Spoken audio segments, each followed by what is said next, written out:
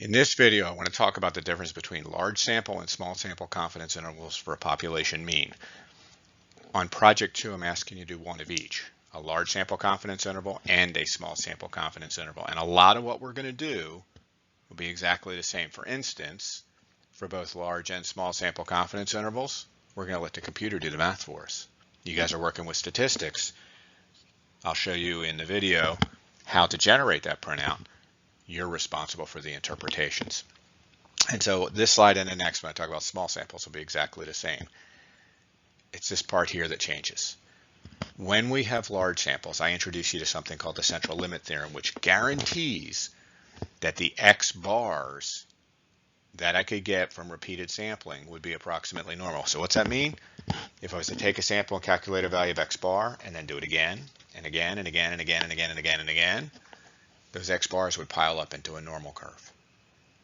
And the beauty of the central limit theorem, it guarantees it regardless of the shape of the population that we're sampling from. So the populations become irrelevant. The shape, we don't care. It doesn't matter. The central limit theorem says it doesn't matter what the X's look like. The X bars are going to be approximately normal anyway.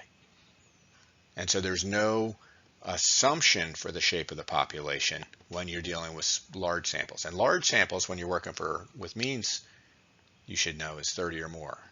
For proportions, we're going to see something different, but for means, it's 30 or more. So now let's contrast that with small samples.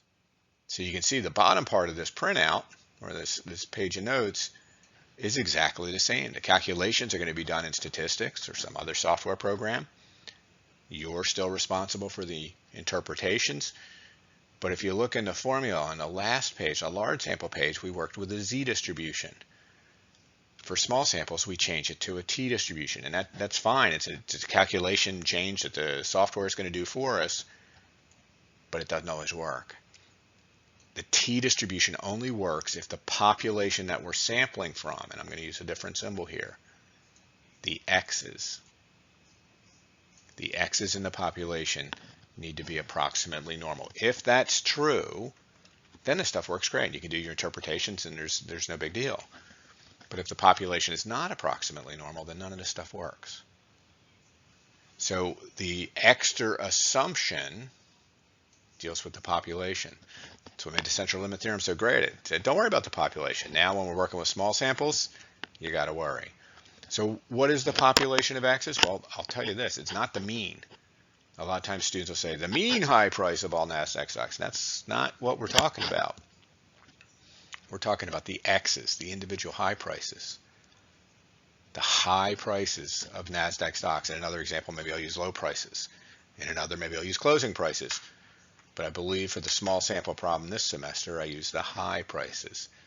The high prices of all NASDAQ stocks need to be approximately normal. And this phrase approximately normal doesn't need to be this super perfect, pretty normal curve.